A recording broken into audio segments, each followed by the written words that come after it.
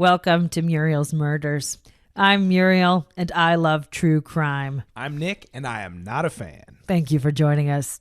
Each week, I force Nick to listen to me tell him a story of a true crime.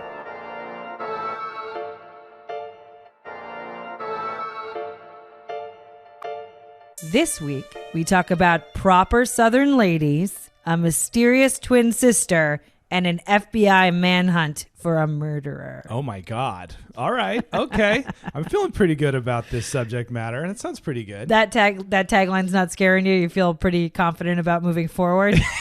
Should I? I was. Now, then when you said that, it seems like maybe I should be worried. Well, full disclosure, this week's story is pretty drastic. So I just want you to know I love you so much. Thank you. You're going to be a big, brave boy. Don't ever say that. But I'm going to get my world rocked. But this one is a little scary. This is a pretty well-known case. Okay. But I think it's one of the craziest cases that I've ever heard, and I've always really loved it, so I just want to share it with you. All right. Well, consider my seatbelt fastened. But I do want to say, besides feeling scared, I am also feeling very, very grateful, okay? Because we got our very first people to join the murder of Patreon members for Muriel's Murders. We got to thank Paulette, Robin, Sarah, Tim, Mario, and Eric. We are a small and growing podcast. So every time someone signs up for our Patreon, hits us up on social media, it's really, really meaningful to us. And we'd also really love to thank everyone who took the time to rate and review this podcast. You have no idea how much it means to us. And, you know, the reviews are great. So thank you. Yeah, thank you so much. We love you guys. All right, let's get back to it.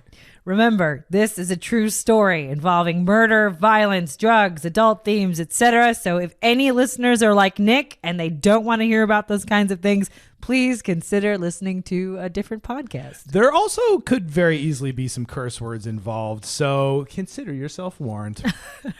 All right, Nikki, are you ready to hear this story? No! Okay, let's get started!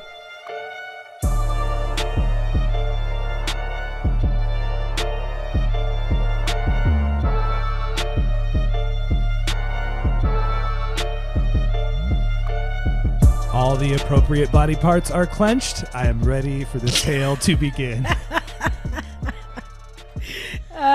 Nick just said, okay, should I bring you in? And I was like, great. Was not expecting that. That was great. Thank you. Well, I got to throw you off the track because I know you're going to be throwing curveballs at me. Marriage. All right. So we're going to talk today about Audrey Marie Hilley. Okay. She goes by Marie. So that's what we're going to call her for the episode. Great. Marie was born in Blue Mountain, Alabama at the tail end of the Great Depression in 1933. Okay. She was born as Audrey Marie Frazier to her two parents. They were mill workers, and her parents are Huey and Lucille Frazier. Huey and Lucille both came from really big families who all, obviously, it's the Great Depression in the South. They all struggled financially. Sure. Huey had a twin. And at first they thought Lucille was pregnant with twins, but she ended up only having a single girl. For whatever reason, they never had more than one child, which I think at that time, in that culture was really not very common. Right. Yeah. They're rebelling against their parents. Right. Yeah. Well, I think also there was something to be said for raising a kid with all of the resources directed at the kid. I think from some of the things I read, Lucille started working when she was 13. Yeah. And, Huey did also work all of his life. So they really wanted their kid, I think, to be able to, not work and go to school and have cute shoes and all this kind of stuff. Right. It's very modern of Lucille and Huey. Yeah. Huey was unfortunately kind of sickly and also would just take their money and disappear for stretches of time. So when they first started, he would disappear and Lucille would have to pick up the slack at the mill and go back to work. Because at first she took this break, right? She had been working since she was 13 to raise their kid. Yeah. But eventually she had to go back to work. And Marie was raised by her maternal grandmother and her aunts, kind of passed around. She kind of roamed around in a big pack of cousins. Sure. She was tiny and super pretty and the youngest cousin. And she was also one of only two girls in that cousin group. Oh, wow. Okay. Yeah. And her other cousin was about 4 years older. Sure. And, you know, you can kind of see the pattern of probably she was pretty spoiled. Like everyone just let her get away with murder. You know, she was like one of those little kids who can like stomp her foot and be super sassy. And people are like, oh, you're so cute. Right. Well, she's the youngest and she's one of the only girls. Yeah. And she also has this really radiant personality. She had that throughout her whole life. She's a really radiant girl. Yeah. Her cousin Robbie was 4 years older. And she talks, she's talked a little bit about what Marie's personality was like, but I think the thing that sums it up for me is she was super, super sick. This is a story she told when they were kids. Yeah. So she was super sick and she had to stay home from school, and her mom came in with a piece of cake for her to make her feel better for Robbie, right? It's like, you're special. Here's a little piece of cake. Yeah. And Marie wanted a piece of the cake and Robbie said no. So Marie bit like the shit out of her. She said she had bite marks for like a month and nobody did anything, and then she got half the cake. Okay, so she's learning early on that biting is beneficial to getting what you want. It's a solid way to do that. Okay. I'm having memories that I'm not going to talk about, but I definitely had a sibling who went through a phase like that. We all have. We've all got bit by a little Marie, you know? I know. You're just like, God damn. It hurts. It really hurts. So, like I said, Huey and Lucille only had one child to care for. So they spent all their money on her. She had dance lessons, really cute clothes always. She had like fun food in the house, like cake, her cousin's sick cake. Yeah, right. That she's been stealing. But her cousin grew up with lots of siblings. So she remembers seeing Marie with so many resources. Yeah, I get it. Yeah. She said Marie got to take dance lessons after school. So she would have tap shoes and she would show up and she'd be wearing these like super cute outfits and show everyone, like all the cousins and the grandma, all of her tap moves she learned. Right. I mean, if you could picture the most, picturesque Shirley Temple type of girl. Totally. I think that's what we're looking at. Okay, I got it. Yeah. And she was super cute. In junior high, she was voted prettiest girl. Wow. At Kintard Junior High. Okay. And, back then, the high school boys were always looking for, I guess, the children. So in 1946, at the age of 13, she met Frank Hilley, who she ended up marrying. And he was a junior in high school, about 4 years her senior. So gross. I know. It was a different time, but also I don't care. It's so weird. I also just feel like no judgment, maybe some judgment. I feel like one of the worst things you can do for a middle schooler is give them the title of world's prettiest person. Right. It's just kind of intense. And I want to really quick just maybe call out the author of the book that I'm referencing. Thank you for all of your research and the things you did. We will shout out your book at the end of the podcast. Okay. Thank you. Yes. But man, this dude was just going really hard on describing Marie as a sexy 13-year-old. Oh my God. All right. It's a New York Times bestseller, and I kept going back and being like, shouldn't an editor have looked at this and be like, dude, I think you should tone it down a little bit. Okay. All right. There's just a couple of quotes. I'm just going to read them because, shine light on the darkness. I don't know. Yeah, preach. So this is the first description of Marie. Quote, she was just a skinny little thing with a big cloud of brown hair down to her shoulders, but you could already see the woman in her. Unquote. Very gross. Okay. And then he talks about how, she's been voted prettiest girl and Frank Hilley saw her. Frank is 17. She's 13. And he talks a lot about how boys and girls are different at that age, at 13. So she's posing in a picture for the yearbook with the boy who's voted most handsome. And he's like, oh, and he's gangly mess. He's not attractive. But the boys in the high school could already see that Marie Hilley was this, super attractive girl. Oh, no. And it's like he's working overtime to just paint this picture. Okay. But the other quote is, you can see in that picture of her sitting up on the high front fender of somebody's 41 coupe in the parking lot. Even with her legs hanging down, her feet well off the ground, and her skirt not quite reaching her knees, the legs were already shapely like a woman's. And you could see she already knew who she was.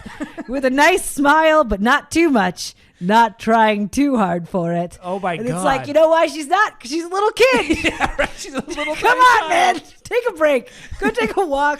Is this guy's book written from the perspective of a killer? No, it's the weirdest thing. The rest of the book is fine, except for this one thing that he just feels like he's really got to make a point about. Just like, weird. Yeah, she was 13, but she was sexy. Stop it. Maybe it's not that weird. Maybe it's just sadly, I'm going to go ahead and say 2021, get out of here. Very good. So Frank joined the Navy. Marie Hilley got to grow up a tiny bit, go to school. Without this weird high school man over her shoulder. Right. He did come back on leave from the Navy. And when she was 17, they did get married. So she was 17 and they married in 1951. I think he was 21. So Frank was stationed in Guam for a year and then he came back. And after he was discharged, they moved around a little bit, but they settled back in Anniston, which is where they met. Okay. It's very close to Blue Mountain, Alabama. Anniston and Blue Mountain are about 5 minutes apart. Got it. So Marie gets a job as a secretary to an attorney, which was a great job for a woman at the time. Mm-hmm. She actually worked as an executive assistant or a secretary for lots of prominent men in Anniston. Sure. Which was great. She was really good at her job. Yeah. And Frank found a job as a shipping clerk. So they settled down in Anniston, Alabama. And in 1952, at the age of 19, she gives birth to their son, Michael. Mm-hmm. They have this really sweet, idyllic life. They have couples friends and everybody's kind of the same socioeconomic status. So they get together, they play card games together. The guys who served in the Navy teach like their wives different gambling things. Like, it's like, it's very sweet. And they go to the Elks Club sometimes and have dinner. It sounds like they're really living that idealized American 1950s life. It totally is like that. And when a good working class job meant you actually got to have a great middle class life. Right. Exactly. So they're definitely working class, but they live in a nice little neighborhood with a lot of friends and everything's great. Sure. Now, the only thing is that Marie had a pretty intense spending habit that was way out of line with their income. Like in their circle of friends, they all basically made the same amount of money. Sure. They came from the same backgrounds. Yeah. So it was weird right away that Marie is showing up all the time in crazy designer clothes. And Marie is like super cute. She's still this really cute. Well, I mean, she's 19, so obviously she's still this super cute girl. She was 5'1", about 110 pounds. They say so. She's like a small woman, but just full of personality. And she would be dressed to the nines constantly. Yeah, right. So a good example is they buy a house, right? So a secretary and a shipping clerk can buy a house. Right. Who knew? 2021. So they buy a house and it's a little starter house. It's small. And Marie got an interior decorator to redo the entire place. So immediately they're like, oh, we're going to start off in this small house. And she gets somebody to replace the wallpaper and do drapes and buy brand new furniture and make it this big designer place. And her friends were pretty much shocked, Yeah, they're like, what? Yeah. And she'd buy brand new cars. Frank was a lot more fiscally responsible. Well, he probably had to be. Yeah. He did, but I think it was also part of his nature. He was known around town as somebody who was good on his word and paid his debts on time, things like that. So he definitely had a different feeling about money than Marie did. I do have a question for you real quick. Yes, I love it when you ask me questions because it makes me feel like you're into true crime. Shut up. My question is kind of dumb because don't know and I'm not that smart. Did they have credit cards back then? Okay, so I should have maybe researched this a tiny bit more, but from what I understand, it was still mostly on these like line of credit house account kind of systems. Okay. So we're talking about the mid 50s up into the 60s. And then, yes, credit cards came more into play towards like later in the story. Right. But right now, it's more like you go to Woolworths and you have an account and then you put your clothes on credit. Right. And probably you have a personal relationship with the banker or whatever. They talk about how Frank Hilley used to buy a car and his word was so good that he would buy the car, drive it off the lot, and then they'd work out the financing later. Oh my God. So it was just a super different way of doing business.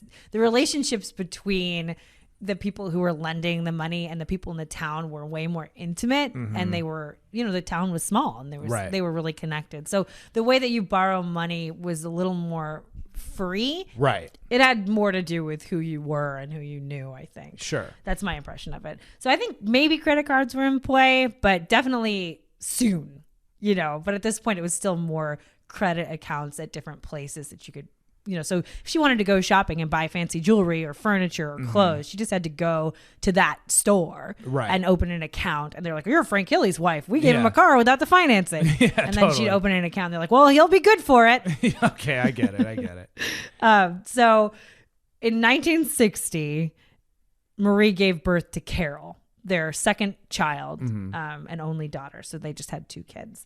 And shortly after the birth of Carol, Marie was fired from her position at Alabama Gas as a secretary because the idea is she couldn't really get along with her coworkers. So consistently, Marie Hilley really super overperformed in her jobs. Her bosses loved her. But the people she worked with would the relationships would sour. And it was kind of an interesting pattern with her. You'll see that throughout the rest of her life. She's really engaging. She's kind of a traditional Southern belle, really engaging, charismatic, fun, like very, what's the word? Like adept, like socially adept, kind of a social butterfly.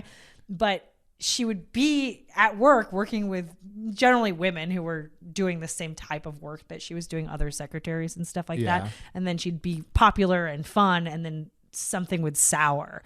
And she would get fired or leave because she felt attacked by the other people in the office. And that was a pretty consistent thing for her. Yeah, that's a huge red flag. That's right? That's like the nuclear power plant when the toxic level starts reaching the maximum of the dial and it's going to start breaking or whatever.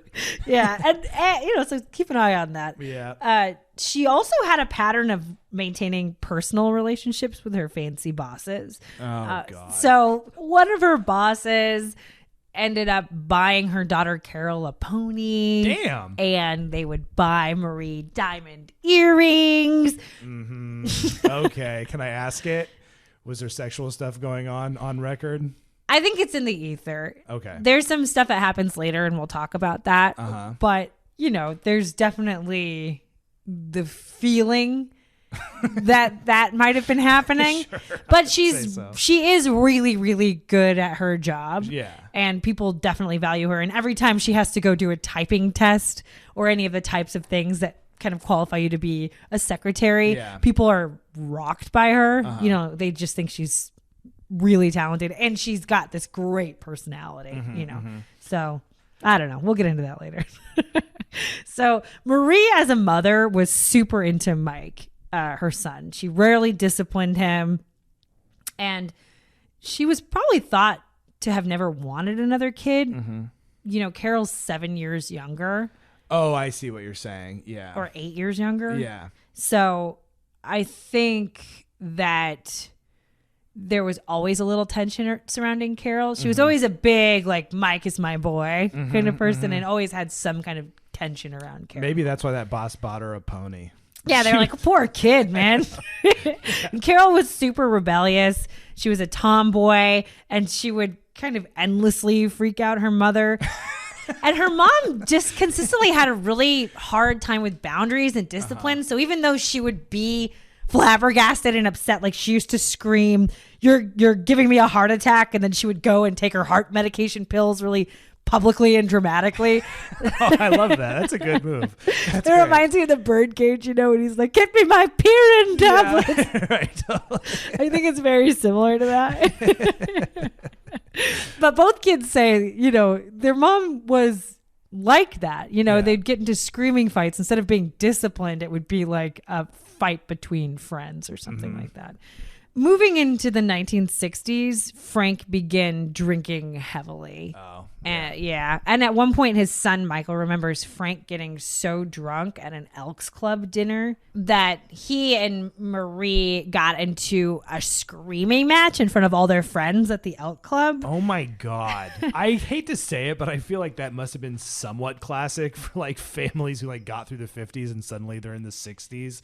And now the dad is, like, drinking and they're screaming at each other. Oh, for sure. I think this is also the generation that bred the serial killers, right? There's a lot of A lot of shit going down. So, Okay. So Frank's drunk. Marie goes and gets the car because obviously Frank can't drive. Yeah. And Michael takes his dad outside, and his dad turns around and just throws up everywhere. Yep. And then as Marie is driving through the parking lot, Frank lies down in the parking lot and screams at her to just get it over with and run over in front of all these people. And Marie doesn't slow down the car. Oh my God. So his friends go and like pull him off the sidewalk, basically. So like nothing happens. That is so dramatic. It's really dramatic. And poor Mike is just sitting there just saying like, man, this is crazy, dude. Yeah, this kid's mom is just screaming for heart medication just out in the public, which is probably like Xanax or something at the time, some sort of thing to get high, calling it heart medication. And his dad is just lying down in the middle of the train tracks, begging for a to die.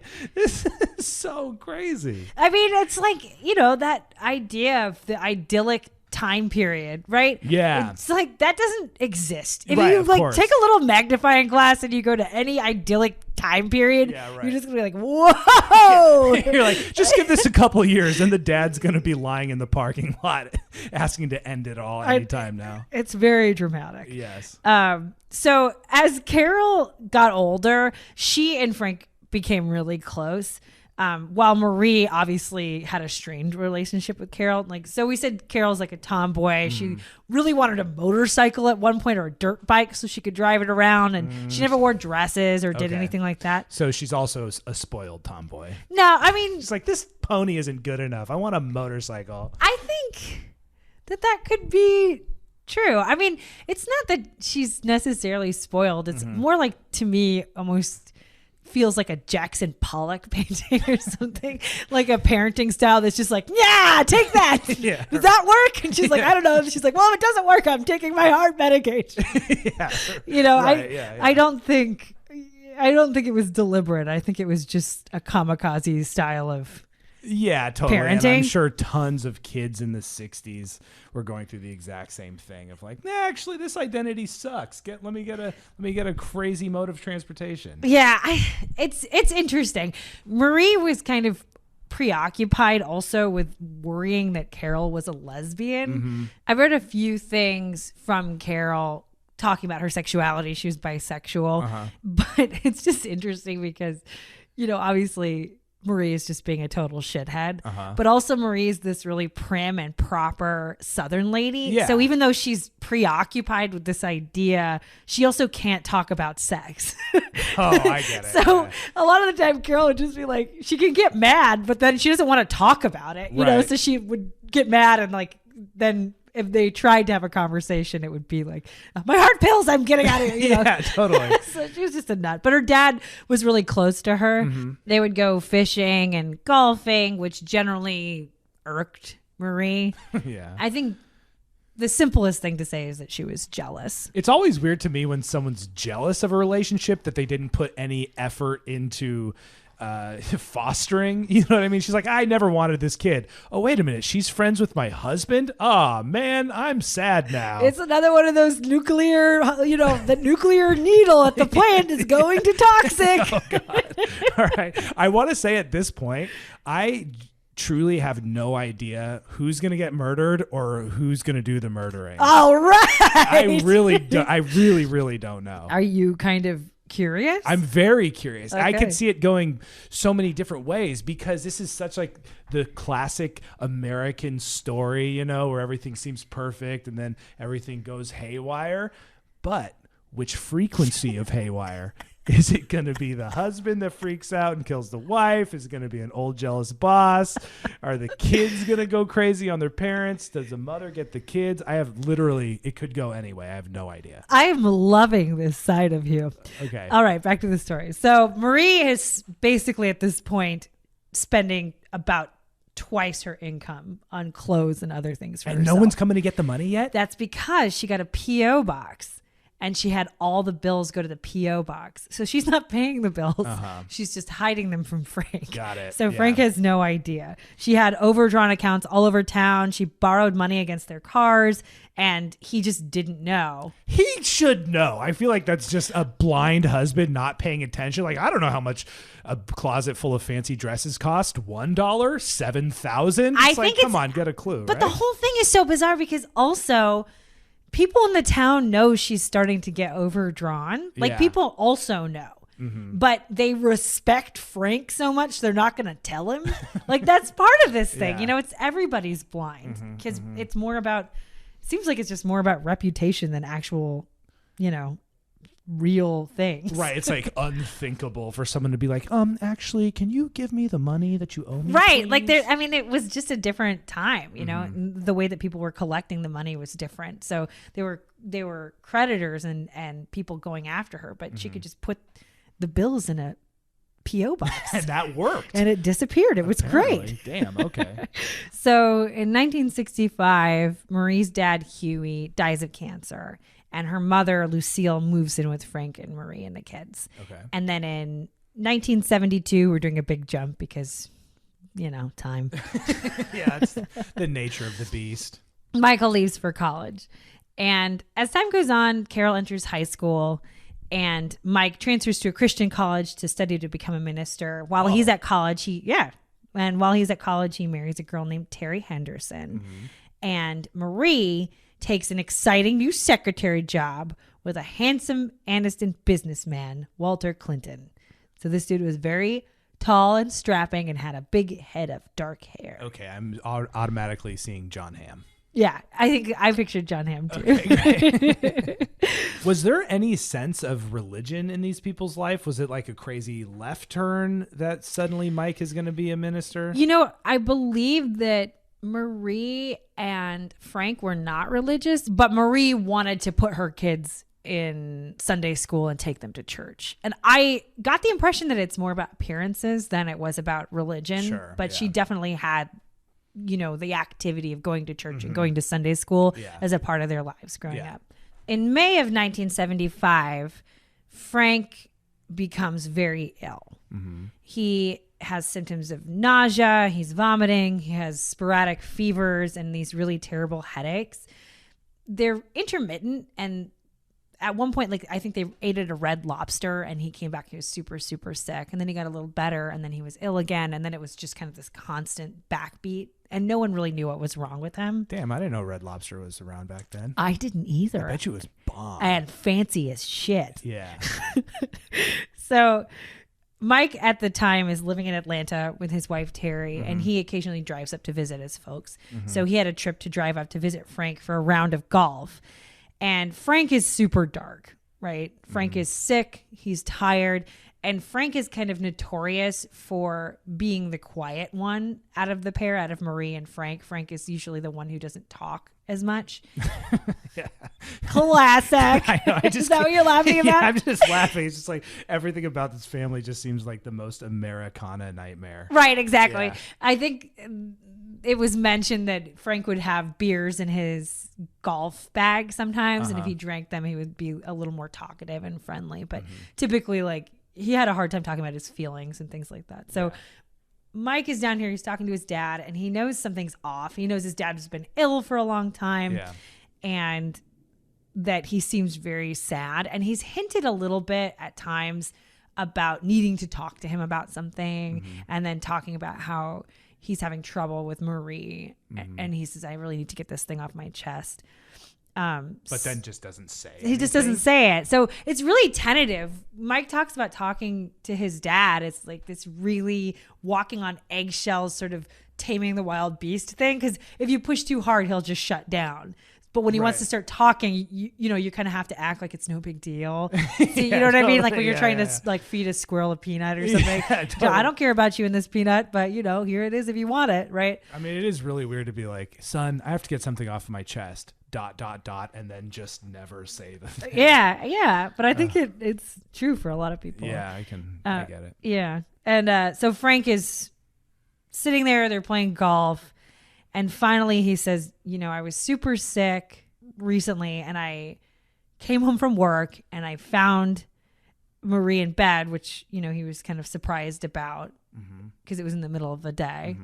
And then he realizes that Walter Clinton is in the room with her. Yeah. And they've been sleeping together. Sure. And he said he just stood there for a minute, watched them, and then turned around and drove away. Did she see him? Yeah, they all saw each other, but then they never talked about it again.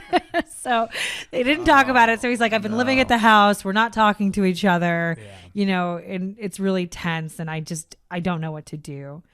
And Mike was just floored. You know, he had no idea his mom would do something like that, and he didn't know how to respond. So they kind of wrap up their game of golf, and he drives back to Atlanta. Oh, no. This minister that's supposed to help people in their time of need and offer spiritual guidance is like, sorry, I got nothing for you. I'm going back to the ATL. He has this sort of thing that he calls like a mind block or something when it has to do with his parents, it's particularly his mother. It really talks like he kind of had a pattern of disassociating. So sometimes with his parents, it's like he almost watches himself have the conversation. It sounds like it's mostly just with his parents. Yeah, that is relatable. So the next week on a Friday, Mike has another date to play golf with his dad. I think they're trying to spend more time together, but he gets a call from Marie. And she tells him that Frank is too ill to meet up for golf. He had come home from work early again and was vomiting.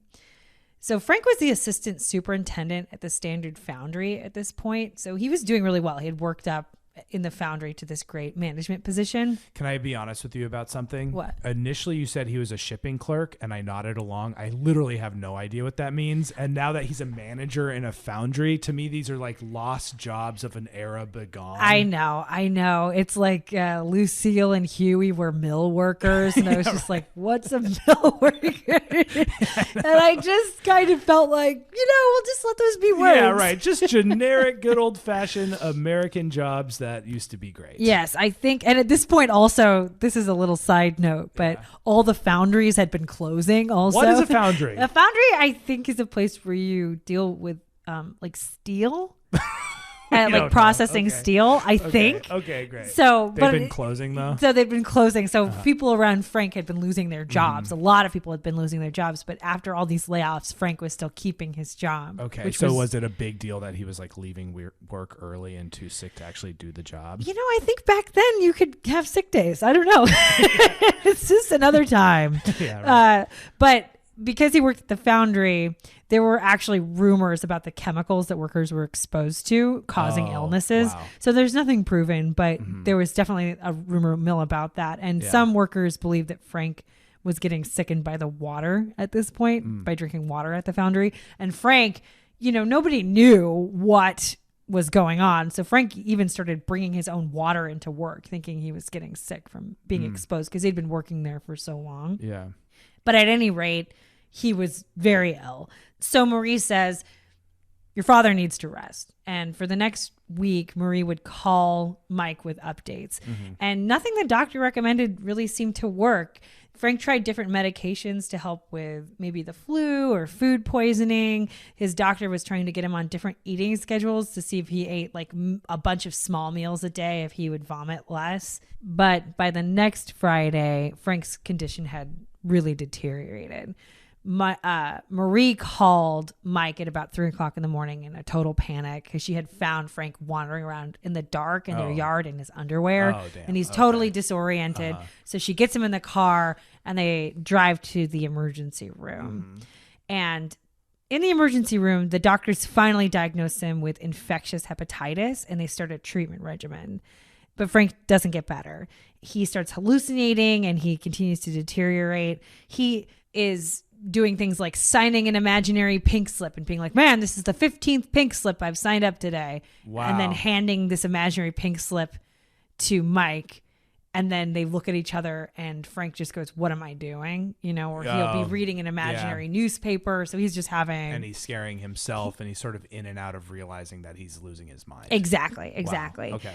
Now, Frank's sister Frida visited him at the hospital. She's been around at this point. She's friends with Marie. She's been a part of the family. Yeah. Okay. She's in their lives. So she shows up at the hospital and she does say she has this weird experience where she's talking to Frank, and Frank says, Marie started to give him these injections at their house, and Frida thinks, well, that's odd. And she notices a bright red injection mark on his arm. So they're kind of talking about these shots that Marie is giving him. What?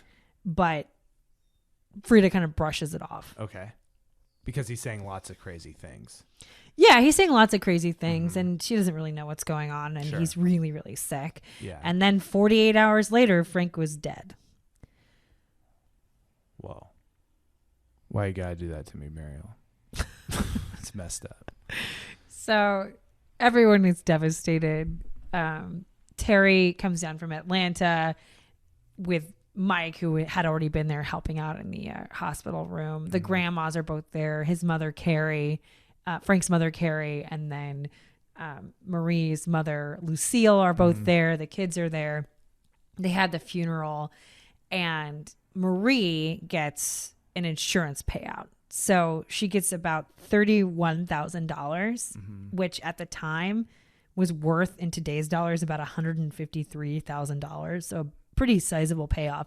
And their mortgage had been paid off and their cars had been paid off. So she had everything kind of buttoned up. And she also had a pension, like a widower's pension from Frank's job. So she had a widower's pension. She worked full time as a secretary. Their mortgage is paid off. And now they have this extra $153,000. Well, and not to mention she has this boyfriend who's a successful John Hamm. It's not her boyfriend. It's just like, there's different things going on. We'll call it's her. He doesn't really factor large in this situation. Okay. So Marie goes on a shopping bender. She buys designer clothes. She bought 2 cars. She bought brand new furniture. She redecorated the house. And, Mike, for his part, and other people kind of saw that just as her processing. Well, to me, it sounds like a compulsive disorder or something at this point, like over shopping, overspending. Like that is an affliction people have. Right. It is. I think the way that it's characterized is maybe people saw her processing her grief by ramping up her spending. Yeah. Right. Yeah. But she was spending a ton, and everything is kind of chaotic after Frank dies. Marie and Carol are fighting constantly without Frank there as the buffer. So she lost the parent that she can relate to. Yeah. And Marie's mom, Lucille, comes down with breast cancer. And in the midst of all of this, Marie starts receiving these death threats via notes. What? And has her house vandalized. So she's coming home to broken windows, and there are missing golden candlesticks and different things that she's getting stolen from her house. Do you know the content of the death threats? They were telling her to get out of Anniston. They were like, you need to move, get out of here. They were just vaguely threatening. Her neighbor also was getting threatening notes. They were both getting threatening notes. Oh, weird. In 1976, about maybe 6 months or so after his dad dies, Mike receives an offer to be an assistant pastor in a church in Anniston. And given all the things that are going on, he knows, Carol and Marie's relationship is strained. Yeah. His grandmother has breast cancer.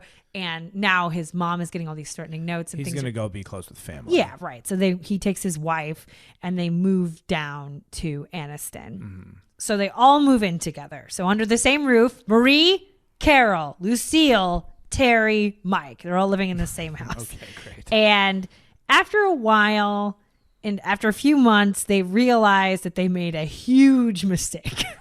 Everyone is fighting. Yeah, right. They're all at each other's throats. And on top of that, Terry was super, super sick. So Terry had been vomiting. She was weak. Around Frank's funeral, she actually got super, super ill and had to stay in Anniston for a while after the funeral to recover while Marie took care of her. So she was really sick. And she was 4 months pregnant at the time. So at one point, her doctors were worried she had caught viral hepatitis from Frank before he died. So they were all trying to figure out what to do because she's pregnant and they didn't know if she could go through with the injections of medication that she would need to fight the viral hepatitis. Yeah. So Marie calls her doctor and she says, can I give her the same injection? Can I give her this injection that I gave to Frank for his viral hepatitis? Marie needs to stop injecting people with stuff. She's so suspicious. So she goes in and she says, the doctor says it's fine. She approved the shot. And then when Terry went for a follow-up visit with her doctor later, her doctor was super adamant that he specifically told Marie not to give her the shot. Yeah, I'm sure he was. Of course. Damn it, Marie. So eventually Terry gets super, super sick. And she got so sick that she unfortunately miscarried the baby. And she would be hospitalized 4 times during her stay with Marie. So after their sickness and loss and the constant fighting and bickering between Marie, Carol, and Lucille. Also, Marie and Lucille were fighting all the time. All 3 of them were just fighting. Jesus Christ. Terry and Mike decide to get their own apartment in town and get away from them. And they're still going to be really close. Yeah. Terry is still going to be there to help with Lucille and her care. Right. Mike still has the job as the assistant pastor. Right. Marie has a complete and total meltdown. Get the woman her heart meds. You don't love me. You don't care about me. No. You're not, like that whole thing. She's having a complete total meltdown. Yeah. And the night before, Terry and Mike were set to move into their new apartment. Marie's house catches on fire. So Carol was out with friends. And Terry and Mike were at church. And luckily, Marie and Lucille had taken a drive, so no one was hurt. But the house had so much smoke damage that Lucille, Carol, and Marie had to move into this little apartment with Mike and Terry. Oh, my God. Which I'm like, Mike, you got to put your foot down, man. Yeah, right. Your mom has a lot of money. She can stay in a hotel. I cannot believe. I don't know, man. What that's about. I know. Okay. All right. I'm getting so worked up. So the repairs to Marie's house for all the smoke damage take like a month to repaint everything. So they're all living in this tiny place together and obviously still fighting, not enough like room to move around. And then the night before everyone was supposed to move back to their respective homes, another fire breaks out in the apartment next door to Mike and Terry's. And it caused so much smoke damage to Mike and Terry's apartment that then they had to go move back in with Marie. Oh, my God. But Mike and Terry were like, fat chance, and found another property nearby. Okay, all right, okay. So they learned their lesson. They were just like, no. They're like, 2 fires, shame on me. Jesus Christ. The worst thing you can do with a fighting family is then move into a smaller living situation. I can't even imagine, man. That's just some wild stuff. So Mike and Terry are in an apartment nearby. Things start to calm down. And Lucille, unfortunately, her health turns for the worse and she passes away from breast cancer in 1977. Okay. So after Lucille dies, Marie starts up with her shenanigans again. Sorry, got to backtrack. Quick little question. What? Is it thought that Lucille's death was of natural causes? She had a diagnosis for breast cancer. And the actual, her last days on Earth, that was the force that there was no other crazy injections in her arm. There was no record of injections in her arm. Okay, great. Okay. But R.I.P. Lucille. Okay, back to Marie. And her new shenanigans. So Marie and her next door neighbor, Doris Ford, are both kind of being attacked by unknown people still. And it's starting to ramp up a little bit. So they're sending notes, vandalizing their homes. First, Marie has a mysterious fire started in her closet. And then Doris Ford has a mysterious fire started in her closet. So like inside their house, they have fires started when they're not creepy. Home. Yeah. But by the way, Marie is the only one who has a spare key to Doris's house. Okay. So Marie is calling the police constantly and she's trying to get them to investigate all these things that are happening around her house. And the police tap her phone. And while the phone is tapped, the callers mysteriously stop calling. So then Marie says, oh, well, if none of the extortion calls are happening, that when the line's being traced, then that means the phone company is in on the extortion. Then she starts saying, well, Frank has these exorbitant gambling debts and she was being harassed by gangsters. And like, there's no record of Frank having any sort of gambling debts at all when they investigate that. Then she says like, Kmart wants her land. And so they were trying to intimidate her into giving up her property. So there's all these things that she's pitching. Yeah. And investigators are kind of investigating those leads. You know, she would call them over and police would come to their house and she would file police reports and they'd have these meetings. And she's already, she's still a Southern lady. So she serves them tea and food and they all hang out. Sure. And one police officer says once she touched his penis through his pants. On purpose? Yeah, on purpose. He was like, it was the greatest day of my life. It was like a weird part of the book. This guy, they were like, this really handsome guy, he had sex with lots of women. They were like, go see this Hilley lady. And then she touched his penis. I don't know. It was like one of the cops that worked in the place. Yeah, like a known ladies man. Yeah. I was like, this is a weird tangent. So in June of 1978, Terry and Mike were living in Florida where Mike was working as a pastor. Mm-hmm. And Carol had just graduated from high school and she and Marie decide they need a fresh start. So they're going to move to Florida to live with Mike and Terry. Brand new beginnings. Right back where you started from. So it was a nightmare. Carol was in full-on teenage rebellion. She was just being a total shithead and fighting with her mom constantly. One of the examples was that she would not stop smoking around pregnant Terry. And so Mike was like, Terry's pregnant. You have to stop smoking around her. And she was like, you guys have too many rules. Marie was racking up credit card debt. She would be like, can I borrow your credit card? And then use it to just go buy a bunch of clothes. Oh, yeah. Then he'd get the bill and be $600. And he's just like, what are you doing? Right. Like, you're living at my house. I'm paying for all your stuff. What are you buying? Yeah. She stole a credit card out of their drawer. Yeah. So she's really starting to go off the deep end. Yeah. She's also pretty dark. She's really moody and withdrawn. She kind of sticks to the back bedroom of their house. Yeah. Is she openly sad about her husband's death? I think that's a good question. I think so. Yeah. I think she's sad. I mean, people talk about her being sad. I mean, she's kind of a wild card, and obviously she's deteriorating. She's like going down some sort of rabbit hole. Yeah. So I think Mike definitely feels like she is spiraling out of control after the death of Frank. Yeah. I mean, she's out of money. She's flat broke. She's moving in with them. She's inventing all these stories with the police back home. Right, which people are starting to believe is kind of neurotic and crazy.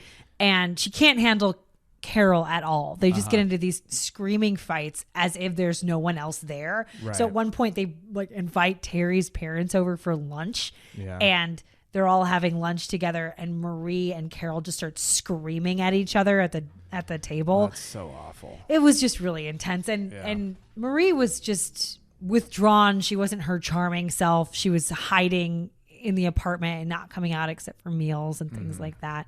And it was a big relief when Marie and Carol decided to move back to Anniston. So that was pretty short-lived. Terry ended up having a healthy baby boy, and everyone was doing well. Okay. But they were just like, you guys, You gotta go. You gotta go. This is way too so much. intense. So Marie and Carol pack up to return to Anniston. And as soon as they return, Marie takes out a ton of life insurance on Carol. The figures vary, but it was probably between $25,000 and $40,000 worth of life insurance on Carol. With all of these like extra little add-ons and stuff like that. Oh, my heart just sank. So I know. At this point, Marie is flat broke. Carol's living with her. She's not going to school and she's not working. Yeah. And they don't have anywhere to go. Frank's mother, Carrie Hilley, still lives in Anniston. All right. She's older. She's getting along in years and she can't really live by herself. She's been living with Frank's sister, Frida. But she wants to go back home. And so Carrie says, if you, meaning Carol and Marie, move in with me, then you can help me pay the rent and kind of keep the house. And then I can go back home. Oh, no. I feel like I want to go travel back in time and tell this lady not to do this. Don't do it. So they all move in together. And Frida thinks, oh, good. They can help each other out. And now I don't have to worry about my mom as much. And now she gets to stay in her own house. So at Carrie Hilley's house, Marie starts doing a bunch of super weird stuff. she took all the batteries out of the smoke detectors and then, I'm doing finger quotes, accidentally started a small fire in their laundry room. And she used to sleep on the couch with a crowbar under her pillow, which, just spoiler alert, that never really comes back into play. Yeah. But she just liked to be uncomfortable when she napped. But Carol and Carrie found it and they were just like, what do we do? And so they took it and tried to hide it. Yeah. And then the next day, Marie had found it and put it back under her pillow. It's very strange. And Marie also had this habit. She would only sleep on couches. She wouldn't sleep on beds. So even though she had her own bedroom at Carrie's house, she would just sleep all night, camped out on the couch with a crowbar under her pillow. That does sound like a Tennessee Williams Southern mad woman. Doesn't it? Yeah. It's just like, well, that's her thing. You like glass menageries. I like crowbars. But she did a bunch of weird stuff. She cut the cords to a kitchen phone and a window fan. And eventually, obviously, Carrie starts getting sick. So Carrie starts throwing up her food and isn't able to keep it down. And she's an older woman by this point. So that type of sickness is really dangerous for someone her age. Yeah. And after that small fire that was set, Michael actually visited them at Carrie's house just to see what was going on and also to fight about money because at this point Marie had racked up like a ton of credit card debt under his name, and he had also, it's kind of complicated, but he had essentially had a car that he hadn't paid off and his mom needed a car. So the mom said, just give it to me. He wanted to buy a new car. So she said, give me your old car and I'll continue the payments on it. So he gave it to his mother. And of course, his mother didn't make, not only did she not make the payments, she sold the car for cash. So then Mike's at his house in Florida and he's getting these calls like, hey dude, where's our car? And he's like, my mom has it. And they're like, no, she doesn't. You owe us a lot of money. So not only does he owe payments on the car, but the car is still sold and that money is gone. Right. So he's going to go try to get some money from his mom and investigate this new indoor fire. Right. He's okay. What's going on? So he's back and they're having this terrible fight about money. She says like, she's going to, I don't want to bog you down with the details, but there's like some stocks that she's supposed to have that are worth $10,000 and she just has to sell them off. And that never manifests. And then she says, I've got this other bunch of money and this guy's going to give me money. So they're driving around Anniston, like going to these different people's offices. And then Mike would park outside and wait for his mom to go in and get this money that she says she has. And she keeps coming back out and saying like, whoop, he's not home. The guy's not there. Yeah, right. And so they're having this super tense day, like a really tense car ride. Yeah, it sounds like a very bad, no good day for sure. Right. And they just have a problem being direct. We talked about him kind of disassociating when it comes to his mom and he's like not able to be direct with her. So as they're driving around, they have this tension that Marie keeps diffusing by being kind of flippant. Like, okay, well, we'll just go over here now. But Mike is like, this is getting way, way, way, way too dark. Yeah. Like it's not a joke anymore. It's not something you can play with. Yeah. So they're having this kind of weird simmering conflict. And finally they decide they're going to go to the bank the next day, right? When the bank opens up. And they wake up in the morning and they eat breakfast together and Michael gets violently ill after eating breakfast and can't go anywhere. So he ends up flying back to Florida later. And everybody's just shrugging off the old everyone who hangs out with Marie gets violently ill. Really sick. And then in April of 1979, Carol has to be taken to the ER with severe stomach pains. Oh. So she's hospitalized for 3 days, but no one can make a diagnosis. And she ends up being in and out of the hospital, the Anniston Hospital, until August. So she's in and out for months. And you would think Carol, who fights with her mom actively and seems to have a very aggressive personality, at least with her mom, would be suspicious or start to put it together. No one's suspicious. Literally at this point. No one is suspicious. I mean, people are suspicious to an extent. Yeah, but not really with the poisonings. No, much more about the money. Right. You know, that's a red herring. That's like people are just like, why? And the lying, you know. Yeah, she's like, you want to get away with poisoning your family? Make sure you owe a lot of people money. That's what they care about first. Well, I mean, and it's hard. It's like Marie kind of presents as this loving mother who takes care of her daughter, and she's going to move in with her mother-in-law and take care of her mother-in-law. And like, right. I get you know, she's well known and liked around town. And yeah, I mean, she did give her husband months worth of injections up until his tragic death. R.I.P. Frank. Speaking of injections, in August, Carol's still sick. So Marie gave her a shot of anti-nausea medication, and Carol starts having numbing and paralysis in her hands and feet. Ugh. So Carol's super, super sick. She was already a pretty small girl, but her weight dropped down to 87 pounds. Oh, so damn. She was small. She was like 5'1", so her normal weight was around 100 pounds, but she lost, I mean, at that size, that's like a significant amount of weight. Yeah, it's a huge percentage. Nobody knows what to do with Carol. The doctor can't find any signs of disease. Mm-hmm. They're just seeing her kind of wasting away. So she recommends that Carol be admitted to the Caraway Methodist Hospital in Birmingham for a psych evaluation, because he thinks maybe this is psychological. So she goes to the psych evaluation, and Marie tells everyone Carol has leukemia and she's dying. So she starts telling people that so she can get money from them for the treatment. She's got this, I mean, she has a million stories. She says, oh, Michael's going to sell his house and he's going to give me a check for $10,000. I'll get you back, but I need this money for her leukemia treatment. Oh my God. It's just weaving a masterful web / completely messy. Yeah. It's like a Charlotte's web of beautiful, intricate weaving, and then you step back from it and you're like, did that spider vomit all of that web? What is that? What is that? So Marie is ramping up the shot giving at this point. So Carol's in the hospital for her psych evaluation. Yeah. And Marie is giving her shots. And Marie tells Carol that her neighbor, who's also an RN, the woman Doris Ford, is an RN, and she's giving her medication to administer to Carol. Carol's like stuck in this hospital for a psych eval. Yeah. And, you know, Marie feels so bad. She wants to help her by giving her injections because she's not getting the treatment she needs. So she gives him these injections, and she says, don't tell anyone because you're going to get Doris Ford, get her license taken away. Right. So don't tell anybody. Keep this a secret. So finally, at this point, people are starting to become concerned about the shots.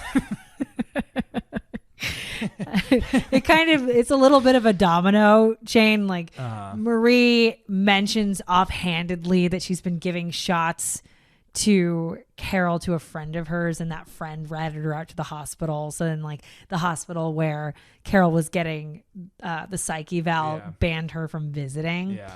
And then after the psych eval, they call Carol and Marie in, and they say Carol may have heavy metal poisoning. Mm-hmm. So Marie is furious with this diagnosis and immediately checks Carol out of the hospital against all recommendation of her doctors. She snatches her out. But the thing is, Carol is still incredibly sick. Yeah. So the next day, Marie brings Carol to now a third hospital, to the University of Alabama in Birmingham. And she brings her in, and she gets her examined by this man, Dr. Brian Thompson, who immediately recognizes that Carol has Aldrich Meese lines in her nails. So these are these white bands on your nails. They're pretty distinctive. They're big, thick white bands that grow horizontally across your nails if you've been poisoned by heavy metals. Okay. All right. So it's like very obvious. Yeah. It happens sometimes with people who have kidney failure, and it happens sometimes to people who go through chemo. But generally speaking, he looked at her nails and then like looked at her and her symptoms and was like, you're being poisoned. Yeah. Okay. All right. So they go, and so third time was a charm. That third hospital ended up being 3 strikes and you're out for old Marie. Right. And it's like, what's Marie's motivation here? Like, she's doctor shopping. I guess she's trying to get somebody to tell her that Carol has leukemia. I don't know what she's doing. Right. Like, but I mean, it's becoming more and more apparent she's being poisoned. Yeah. And they test Carol's hair and find in her hair she has about 50 times as much arsenic as she should have in her system. We all naturally have a little bit of arsenic, I didn't know and that. then more arsenic will kill you. It's like all good things in this world. A little dab will do you. A little dab will do you. So with the way that the arsenic levels were dispersed in her hair, it kind of shows she was poisoned chronically for months. So they can kind of tell the tips didn't have any arsenic, but then it starts at a certain point in her hair growth. And then they can find how many months of hair growth, like approximately. Oh, weird. Yeah, it's like the rings in the stump of a tree. Yeah. Her body was producing that. Same thing with her nails. Mm-hmm. You know, they could kind of tell about how long she had been poisoned. Mm-hmm. And while they were testing Carol for arsenic, Marie was being arrested in the waiting room for writing bad checks. Oh, damn. Okay, so the roosters are coming home. The roosters are coming home, baby. Is that the saying? No.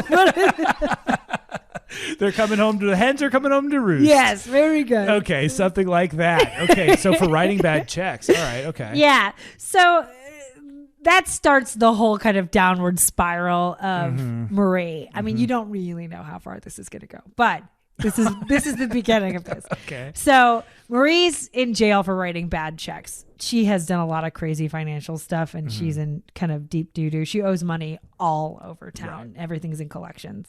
But with Frank dead and Carol sick, Frida gets suspicious. You know, she's like, well, it took me a while, but I think I'm there. So she gets suspicious, and she remembers Marie gave Frank injections, right? So she calls Mike to see if Marie was also giving Carol injections. Right. So Mike asked Carol if she's getting injections. Affirmative, Captain. He asked the hospital if his mom should be giving injections to his sister, and they were like, bro, what? Right? Yeah, that's a hard no. That's a hard no. Absolutely not. Well, what about his wife too? Did she ever get injections from Marie? She did get injections. Okay. I mean, I think all of them are starting to, like, the wheels are turning, right? Yeah. So everyone's getting injections by Marie.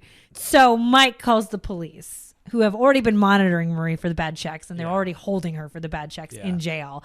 And he sends a letter to the DA sort of outlining the death of his father and outlining the history of shot giving of his mother. And so a month later, on October 3rd, 1979, Frank was exhumed. They examined his body, and he was found positive for arsenic poisoning. Both Frank and Carol had acute arsenic poisoning and chronic arsenic poisoning. So both of them had been poisoned over a long period of time. Wow. And then died from a high dose, essentially. God damn. Is that... I mean, maybe we'll get to her motives later. I'm just like, is the point to drive them crazy before you kill them? Quit asking me questions like that. All right. I'll let the storyteller do her work.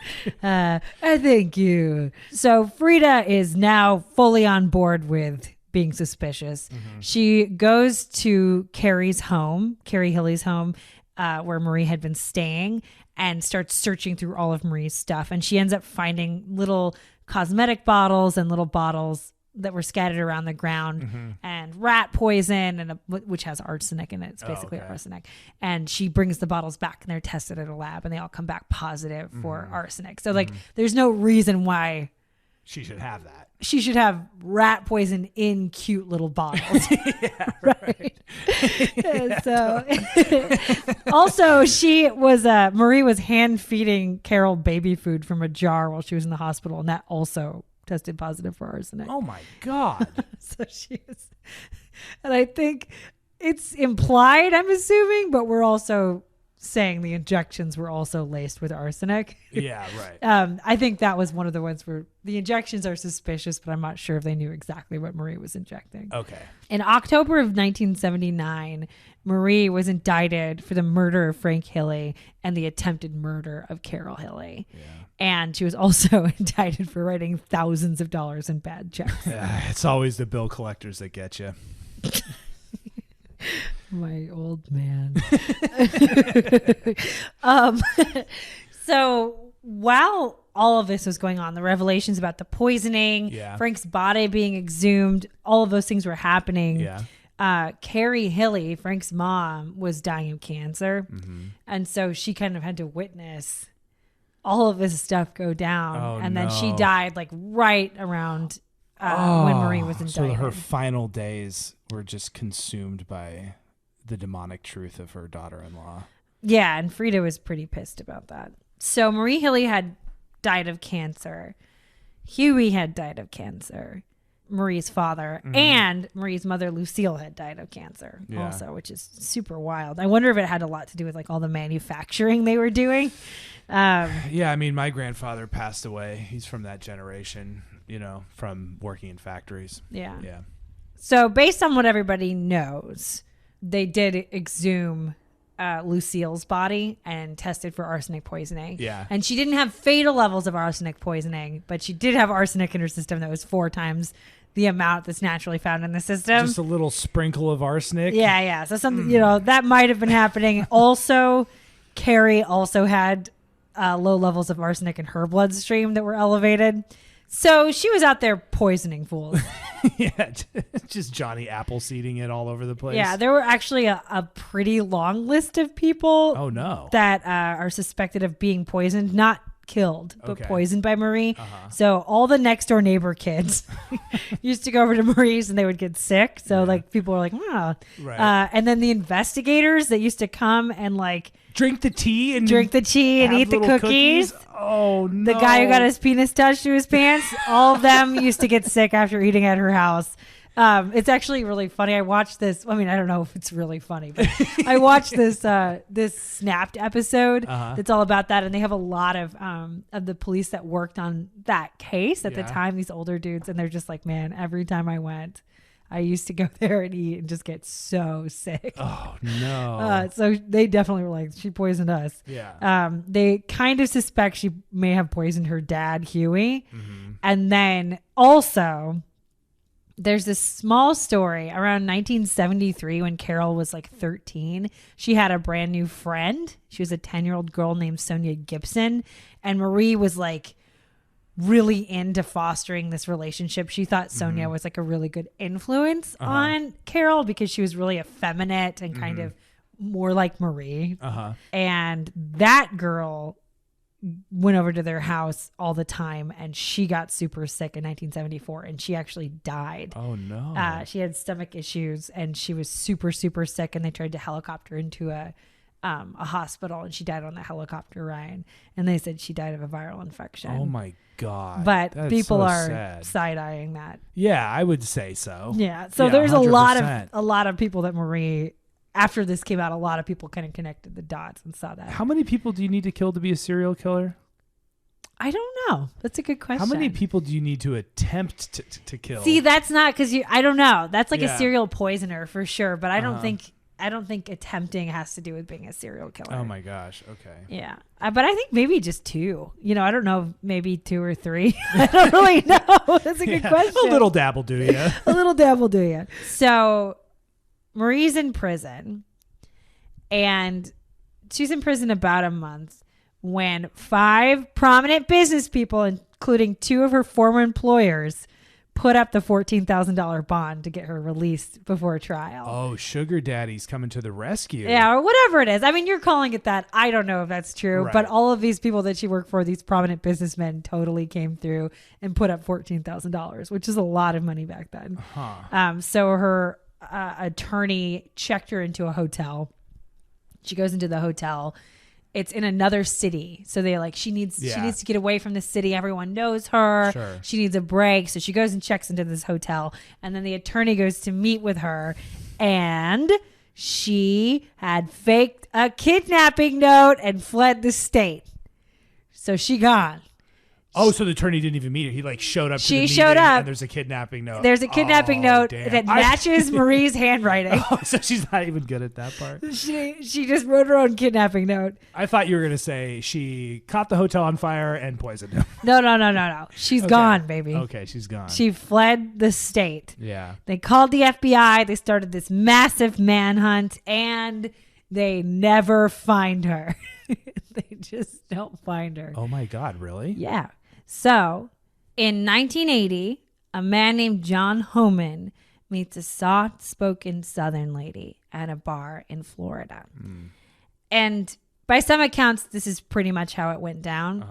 The woman was a prostitute, down on her luck and looking for a way out. And John Homan was her very first John. Also, she was slowly dying of a brain tumor. Oh, my God. So the woman tells him she's a Florida native and her name is Robbie Hannon. So John rescues her. They date for just a few months and then they move to New Hampshire and they get married in 1981. And Robbie gets a job at the Central Screw Company as a secretary. Maybe this goes without saying, but obviously this Robbie character is clearly Marie. Yeah. Okay, good. I mean, I didn't feel tricked. I just wanted to make sure we were all on the same page. I love that. That's very good. And that's exactly what's going on. Okay. Basically, John has this brother that had a lot of run-ins with Marie, who can't stand Marie. Mm-hmm. And he's talked a little bit about the first time that he met Marie. He said she was just kind of a nut. But according to John Homan's brother, John would say, oh, I don't know if people really know this, but when I met my wife, she was a prostitute. So that's kind of, it's not anything that's set in stone about what exactly happened. But John Homan's brother is like, yeah, he used to kind of like low key humble brag about that or something. And then when he met Marie, she was dramatic. And she said this thing about this brain tumor that she had. Right. So she made a very strong impression on his family. Oh my God. And John, for his part, was from this really prominent family, but he had this series of sort of sad things happen to him, like a dissolution of his marriage and sort of he was the disappointing son. So him saving this prostitute who has never actually had a John before is the saving grace of his life. Yeah, He's like I mean, on the upswing now. Most people think like he had pretty low self-esteem and she was just really great at listening and engaging and stuff like that. So he ended up, really falling for her. Part of Robbie's story is that she had a wealthy husband who had died in Texas and she was still owed money from his estate. So she was going to have all this really great money coming, but she just didn't have it yet. Right. So the check is always in the mail. The check is always in the mail. So she thinks, she's talking to John and she says, I've got to go to Texas to settle this estate. Robbie also, meanwhile, is working at Central Screw and kind of alienating John's brother and everyone around them, right? So she's starting to do this thing and she's kind of got an attitude about John and she's a very, she's a hard one to handle, right? Yeah, I mean, she's up to old Marie-isms for sure. Yeah, right. So in 1982, in November, she goes to Texas for the first time to settle the estate of her wealthy husband. And she just goes for an indeterminate amount of time. And while she's there, she works in a typing pool and she meets this family just kind of casually. And the family's like, you're so charming and wonderful. And she's, I don't have a place to stay. Yeah. I've been, waiting for my husband's estate to be settled and I'm just like lost. So they're like, why don't you stay with us? So she moves in with this family. And she lives with them for a while. And the wife actually has a really rare blood disorder and is being treated in Texas for this rare blood disorder. But she's fine. Okay. The family's fine. Everybody's fine. Okay. The only thing that's weird is that she told them this whole story and lived with them for like several months. Yeah. And then moved back to New Hampshire without telling them. She just dipped. Yeah. And they realized she had charged like hundreds of dollars in long distance charges on their phone bill. Of course and then she has. They found like a check stub from the typing pool she had been working at. And like they thought she hadn't been working. Because they thought she was there to settle this estate. Right, and she's so this letting her live there rent free and feeding her and stuff, but she's actually been having money this whole time. She's been working. Well, and I think the trick is also they thought she was this down on her luck wealthy lady, like a Blanche Dubois waiting to settle her estate. You know, totally. I mean, that's who they thought she was. They had no idea who she was. Right. The woman of the family figured out what Marie's number was in New Hampshire and called. And she hears the voice and she says, Robbie.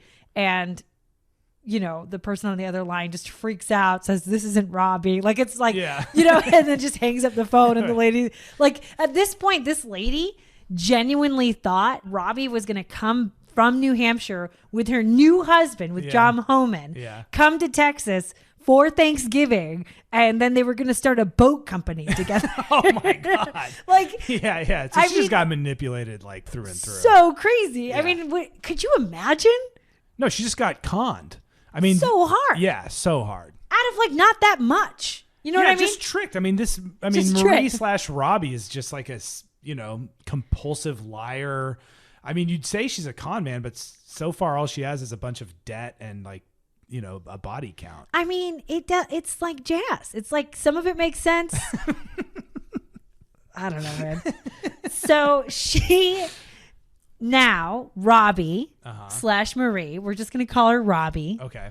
Robbie is back in New Hampshire. Mm-hmm. She's working at Central Screw, but she's different. Wait, I'm sorry. I have a question. What was her point for going to Texas? Robbie said she had a fake husband. Like Robbie said, my husband died.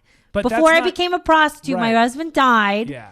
And then he left me an estate, but it hasn't been settled yet. So I have to fly to Texas to settle the estate. I understand that, but what did she actually do in Texas? Just con this family? She just messed around, man. She just wanted to take a vacation to Texas. Yeah. Okay. All right. Okay. That's all she did. She just messed around.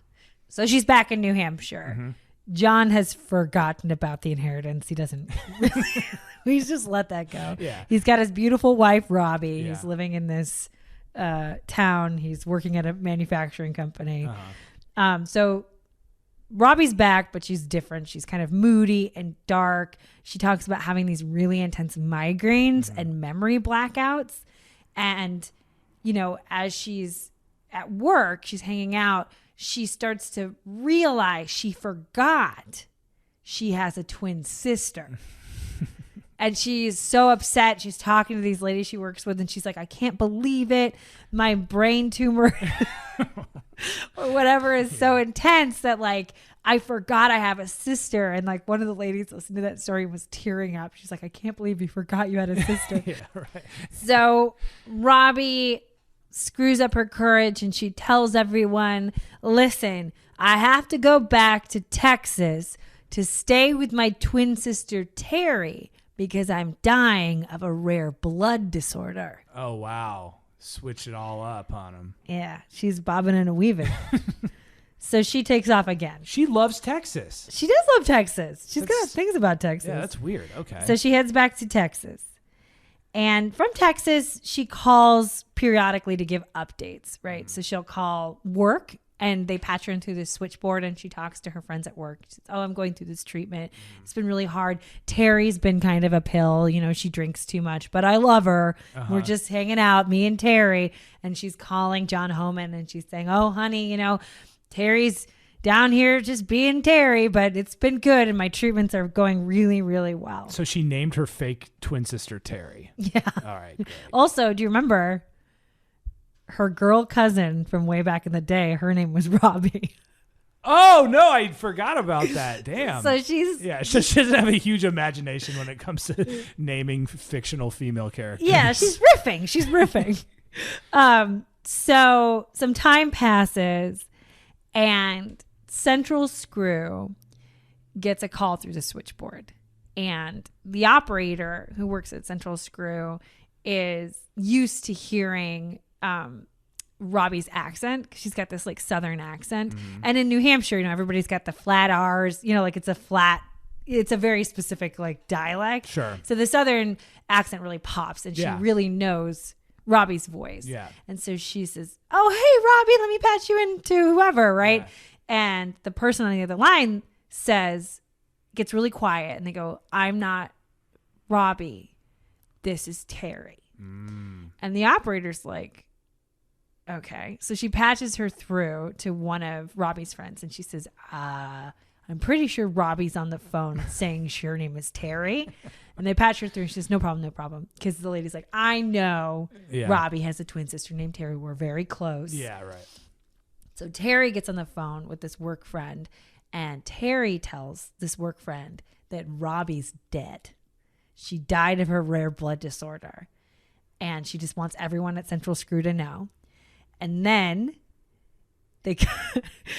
Terry calls John Homan and lets him know. And then Terry flies up to see John Homan. So John Homan sees Terry. Terry looks exactly like Robbie, but she has blonde hair and she's lost some weight. So, you know, she's got some difference. Okay. All right. They have exactly the same voice, but different personalities. And like Terry smokes a lot and whatever. I love it. So Terry tells John, Robbie loved you very much. Robbie wanted me to come and take care of you for a little while. Mm-hmm. And so John is like, sounds good, and moves Terry into his house. Yes. And then John takes Terry over to Central Screw to show her around and like, you know, introduce her to people. And everybody at Central Screw smells a rat. Yeah, they're like, clearly that's Robbie. Right. Everybody's really, really suspicious. It's just setting off alarm bells for everyone. Of course. And there's all of these like interactions. It's a small town. So like Terry is going to functions with John and she's going to do things with, you know, Robbie's old friends from work. At this point, Robbie or Marie or whoever this woman is at this point, it's just like, yeah, why not just keep getting away with this? Yeah, just like keep trying. I can die 1,000 times. Yeah. So she's hanging out, and Terry tells John they should place an obituary for Robbie immediately. So they go down to the local paper, the Keene Sentinel, and they run an obituary. Now the problem with the obituary is everything was made up. All the details were made up. So everything in the obituary was actually verifiably false. Terry claimed Robbie's body had been donated to a hospital for science that didn't exist. Oh, God. So when her coworkers read the obituary, the ones that kind of smell a rat, people start poking around and they're like, well, the obituary is fake, and we think this lady is also fake. Right. So everybody starts talking, and Robbie's old boss from Central Screw ends up calling the police and saying, listen, I don't know what's going on here, but everyone is tripping. Yeah. This lady shows up. They say she's a fake twin. I don't want to get involved, but can you just investigate this? Because nobody is doing any work at Central Screw. I love it. So Terry is settled into New Hampshire. She is living with John Homan. She has a job elsewhere. She has friends. She's living there. She comes out of work one day, and there are a bunch of police officers there. And they kind of walk up to her and they say, "Are you Terry?" And she looks at them and she just goes, you got me. Now, the police officers were pumped because they were looking for a bank robber named Terry Lynn Clifton. Okay. And Terry Lynn Clifton had been on the run, and they had heard there was this woman pretending to be her dead twin sister. Oh, I get it. Right? So they were like, awesome. Terry Lynn Clifton. She's going by Terry. Yeah. Perfect. And they show up, and she's a lot smaller and kind of younger looking than Terry Lynn Clifton. Okay. But so they're kind of like thrown off by that. But she has this really nice Southern accent. She says, "I'll come with you to the police station." So they get her, and they're like, we got our lady. Yeah. They bring her in, they sit her down, and they say, "What's your real name?" And she says, "Audrey Marie Hilley." And they're just like, what? Like, this is the wrong lady. They have no idea where she's from. No one was expecting this. Drop the mic. So they say, "What's up with you, Audrey Marie Hilley?" And she says, "Well, I'm wanted in Alabama on bad check charges." Okay. And they're like, "Oh, man." And they totally believe her. Yeah. Oh, man, crazy. So then they wire in to Alabama and they say, "We've got this lady, Audrey Marie Hilley, and what do you got on her?" They're like, "Oh, I don't know. She murdered her husband and tried to kill all her entire family and neighbors." Well, they sent the printout. So they get the printout. It's like, okay, bad checks, da da da da. And then it's like, murder. Probably poisoned this darling child. Yeah. So it's a lot on this rap sheet. And they just look at her and they're like, "Bad checks?" And then she just kind of looks at them from face to face. And she says, "Well, the police down there accused me of poisoning my daughter. That's so ridiculous. Why would I poison my own daughter?" Everyone's like, good question, actually. Literally everyone is thinking the same thing. So she gets extradited back to Alabama. Uh-huh. And in 1983, they hold a trial, and Marie Hilley is convicted of murder and attempted murder and is sent to the Tutwiler State Women's Prison. So she had been on the run for 3 years, and she wouldn't have ever gotten caught if she hadn't tried to pretend to be her own dead twin sister, which didn't even do anything for her. Just let her hang out in Texas for a while. And she didn't even like it.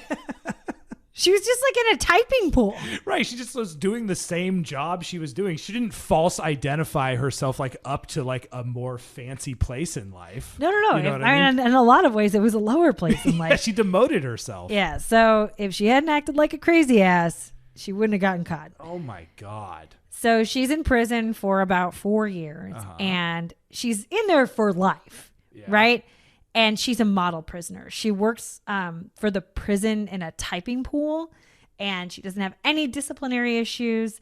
People say she's a flight risk, but she has a nice relationship with the warden, and she keeps saying, I feel like I'm on trial for something I didn't do. Like people who do well and don't have disciplinary problems get to go on day-long furloughs out of the prison.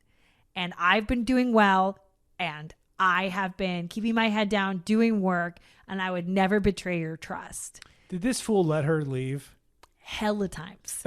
So he gives her day passes, and then she just starts leaving. She gets to go do fun things during the day, and she has to come back at the prison at night.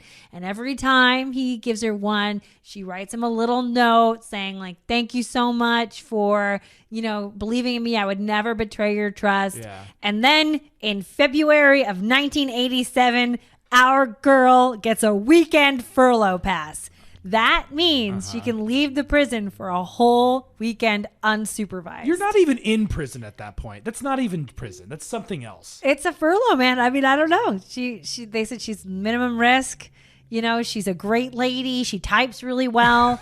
She's pretty. She's pretty. So John Homan, after all that stuff that had been going on in New Hampshire, came down and moved to Anniston, Alabama to sit next to the prison, to be near Marie, person who is clearly not the person she said she was. Yeah, he was just with her no he matter just what. was with her no matter what. She's the best thing that ever happened to him. He loves her. So John picks her up from the prison, and they drive over to Anniston, and they spend the weekend together. And on the last day, she's supposed to be back at the prison at 4:00. So they're about 2 hours away from the prison. So they have to start driving around 1 or 2. And she says she's feeling kind of sentimental, and she wants to go visit her mother's grave alone, and she'll meet him at the Waffle House when she's done. All right. And John Homan goes and he sits at the Waffle House, and he waits for her and waits for her, and it's noon, and then it's 1, and it's later, and John Homan realizes that Marie is not coming.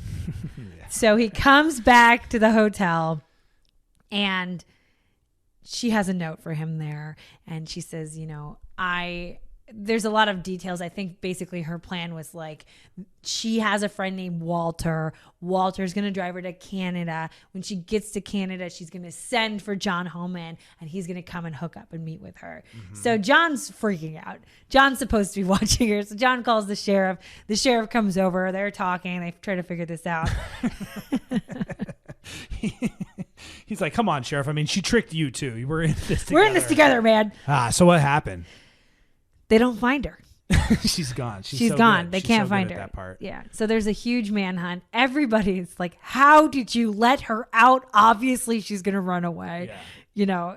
So they're all running after her. Nobody can figure out where she is. So 4 days later, on February 26th, 1987, about a mile from Marie Hilley's birthplace of Blue Mountain, Alabama, a woman named Sue Kraft calls the police to report a strange woman lying incoherent on her porch. So I'm going to read you an excerpt from the Tuscaloosa News. Okay. From that day. So this is from the perspective of this woman, Mrs. Kraft. Yeah. Okay. I really didn't like looking at her. She was scary, said Mrs. Kraft. There were spots of mud on her face. Her bangs were stuck to her forehead, and she had long fingernails like she had never wrung out a mop. She had thin hands and the little finger on her right hand wouldn't straighten out. It was bent over double. She was so dirty, she talked like her tongue was thick. Whoa. All right. So she went crazy. She lost her mind. It had been below freezing temperatures and raining for 4 days. Whoa. And she was just wearing a cute outfit. Like she had on like little moccasins. She was trying to put on her feet and like she was completely disoriented and dying of hypothermia. Whoa. So she was on the porch and she just couldn't function. But she had gotten really far away from where she had started and gone. She had been basically crawling through the woods. It's like she had spent her whole life poisoning other people and then she just poisoned herself. Yeah. Sue Kraft had actually gone to high school with Marie Hilley, but she didn't even recognize her. They didn't recognize each other. Damn. She was identified as Marie Hilley, and they loaded her into the back of an ambulance. And while she was in the ambulance, she started convulsing, and she ended up dying of a heart attack in the ambulance because she had just been so far gone with hypothermia that she died. What happened to her? What happened during those days of her disappearance? Nobody knows. There are theories. One of the theories that I read that kind of made sense to me was that the letter was kind of a red herring. So the idea would be that she left this letter for John saying, oh, this guy Walter is bringing me to Canada. Yeah. And then John would basically tell the police. But then after John's released from the police, he would go pick her up from a rendezvous spot and they would go to Canada is an idea. And he just left her out in the woods. Whatever happened, her ride did not make it. Yeah. She had some kind of a plan, or maybe she didn't have a plan, or maybe she was throwing that like into the wind to see if they would try to find her in Canada and she's going to go back to Florida. Yeah. You know, nobody really knows what happened, but she did spend those 4 days in Alabama in the woods wearing just like a cute zip up jumper, I think, and moccasin shoes. And it was in the 30s and raining the whole time. That's crazy. It's almost like she willed an evil twin into existence. Like it almost sounds like who she is at the end literally is like a, you know, some sort of demented poison doppelganger. That is so trippy. So her funeral was held on a cold and rainy day, kind of in the same season. And the Reverend Michael Hilley presided. Her son. And her daughter Carol kind of hung out. She went to the funeral. John is like lurking in the background in the funeral. And she was buried in a prepaid burial plot next to Frank Hilley. Husband and wife till death do us part, I guess. Isn't that wild? That is so wild. I just feel like anyone with American grandparents can sort of relate to the story on some level. You know, like there's just so much. There's things about this story that remind me of my family, that remind me of your family. Yeah. I don't know if I'll be able to shake the idea of her feeding Carol poisoned baby food in the hospital. Like this, you know, teenage, adultish daughter that she's caring for. She's literally giving her baby food with poison in it. Yeah, well, yeah, because she couldn't eat anything because she was so sick. I know. Yeah. I know, but there's poison in it. I know. Poison in it. There was actually this is just a small little addendum that I just thought was kind of interesting. Is Carol says that when she was a teenager, she was kind of hanging around in the house really bored, and she started going through the drawers in this like china cabinet that her mom had, and she found a pack of letters, and she pulled one of the letters out, and it was from an aunt of Marie's that Carol had never met, somebody from Blue Mountain. And the aunt said, now that your mother, Lucille, and your father have died, I need to tell you something. You were born a twin. And what just happened to my arm, Muriel? I just look at that. Look at those. Those are called goosebumps. I got chills. I feel very gullible. I feel like I just got tricked. Okay, all right. She was born a twin. She said that at her birth, Lucille was really out of it and didn't really become fully conscious for like almost a day after their birth. It was a really hard birth. Yeah. And so the twin that she was born with, Huey decided to give away, because remember, Huey was a twin and he felt like that brought him a lot of unhappiness in life. And he thought, I want to give this baby away to relatives in Texas and we'll just raise Marie separately and they'll have better lives. Okay, so number one, Marie might not have been lying. Number two, Marie might have written that letter to herself from this mysterious aunt. Right, because she does have a habit of doing that. This girl writes letters. So it's a straight up mystery. Yeah. Did they and there's no, you didn't come across any confirmation of this aunt existing? No, the aunt exists, but nobody knows that like Carol read the letter, but she never talked to her mom about it or anything like that. It was just a secret. Oh my God. All right. Is that the end of your story?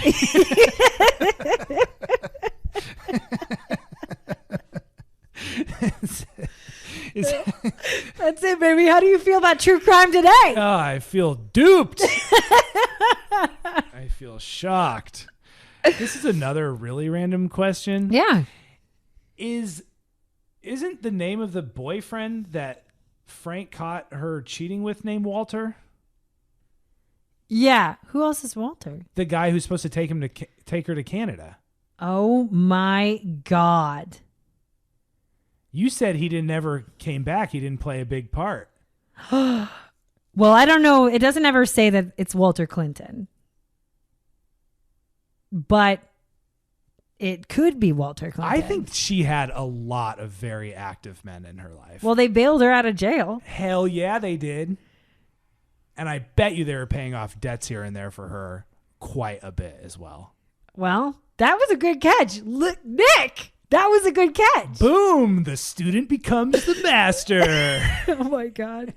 So for this story, I referenced the book Poisoned Blood, a true story of murder, passion, and an astonishing hoax by Philip E. Ginsberg. All right. I blame him. I also referenced the episode Marie Hilley from Snapped. That's season 27, episode 8. Cool. Good research, Muriel. You freakazoid. Just consumed with true crime.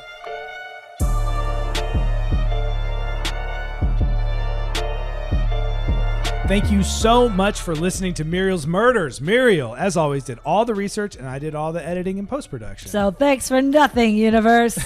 To help support the podcast and to unlock exclusive episodes, please sign up for our Patreon at www.patreon.com/Muriel's Murders. It's popping off over there. Yes, and it's also popping off on our social media. I draw and animate little bonus content cartoons for Muriel's Murders, and that's what populates our social media feed. So you can find us at Muriel's Murders on Instagram, Twitter, YouTube, and TikTok. Nick's not going to say this about himself, but his cartoons are outrageous. I would definitely recommend watching them. There's a lot of crazy shit over there, and it's very, very fun. Well, and some of those animations are collaboration pieces as well, because we can't do anything without the other person, it turns out. We're enmeshed. Our DMs are open, and you can email us at murielsmurders@gmail.com. Please rate and review Muriel's Murders on Apple Podcasts. It really does help us grow. Our music is by Mario Castellini. Find him on Instagram at Castellini Beats. Thank you to Ryan and Ryan at Campfire Media. And if you want more of Nick and Muriel, please check out our non-murder podcast, Hella in Your 30s, wherever you get your podcasts.